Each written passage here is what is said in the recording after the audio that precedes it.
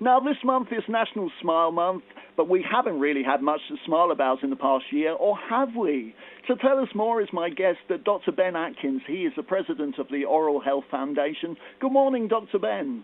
Good morning, sir. How are you? Yes, fine, thank you. And yourself? Really good. It's a wonderful day up in the north of England, and it's sunny as it always is. Oh, that's good. Now, it's been difficult, hasn't it, for people to see whether they've actually been smiling because they've been wearing masks. And do you think over this last year, people have been more self-conscious about smiling? Yes, the research the Oral Health Foundation have done with Invisalign has really focused my mind on how valuable the smile is in communication, because when you go out, everyone comments on how not being able to smile at someone means that you ignore them as you walk past. It's amazing how important the smile actually is. Yes, and obviously, we've had a lot of pressure over this last year. But do you think it's the case that people don't want to smile, or is it just because we can't see them? I think people are smiling. I think we've also had a lot to smile about when we've had things relax, when we've seen my parents the first time, when the children have gone back to school, the grins on their face was so important. And we as a profession are inundated where patients want to come back and see us. And I think it's really, really important that prevention improves. There's a few points that we need to go through with regards getting patients back on track with their oral health and things, Yeah. but we are moving in the right direction. Yes, and obviously one of those things, when you smile, you show your teeth. And a lot of us haven't been able to have treatment over this last 12 months for obvious reasons. Do you think this is something that people have been trying to do their DIY dentistry, etc., and perhaps it is a self-confident thing that perhaps our teeth aren't looking as good as they were? Patients are really aware of their smiles now, especially with what we call the Zoom boom in aligning patients' teeth. We're finding patients are coming into our practices understanding their smiles more, they're looking at their smiles more, but they are concerned about what they've done to their teeth in lockdown. For example, we're finding patients are snacking more. They might not be brushing their teeth as well as they historically were. I struggle sometimes just to get my children to brush their teeth with the behavioral change. So patients, something I get my patients to do is think, well, actually, what can I control at the moment? I can control my oral health. So brushing your teeth twice a day with a fluoride toothpaste for 2 minutes.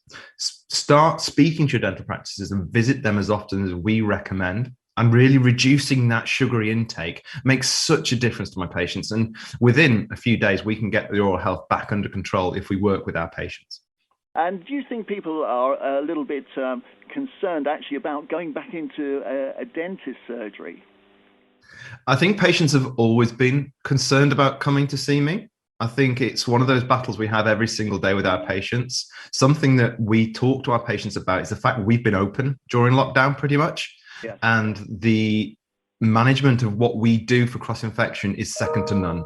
We look at all our patients and we talk them through the cross-infection journey that we do, the fact that we are used to wearing masks. We smile, we laugh that dentists have been using masks and gloves for 20 years. Nothing really has changed there. However, we've added more into our journey for prevention, and dental practices are a phenomenally safe place to come. And when patients come in, they realize we've embraced the digital journey of utilizing that to speak to patients when they're not in the practice. So patients, if they are worried, they should speak to their practices. Yes. They should maybe even have a Zoom call and chat in their safe environment so they know they're safe. And I think that the key thing for me is making sure my patients are familiar that we're still there for them. Yes, yes. And National Smile Month, it is there obviously to promote dental care and obviously to that feel-good factor, isn't it? Is it something then that, we should be embracing and perhaps telling more people about it?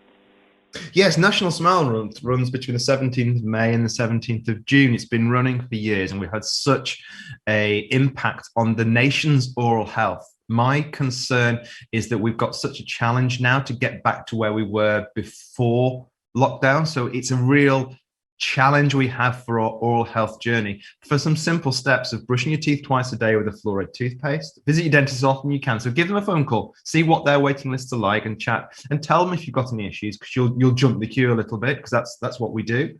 Yeah. And also reduce that sugar frequency. So it's a real opportunity to control what we control with our oral health. Absolutely. And is there a website that we can go to get more information? Yes, there's a fantastic website called dentalhealth.org.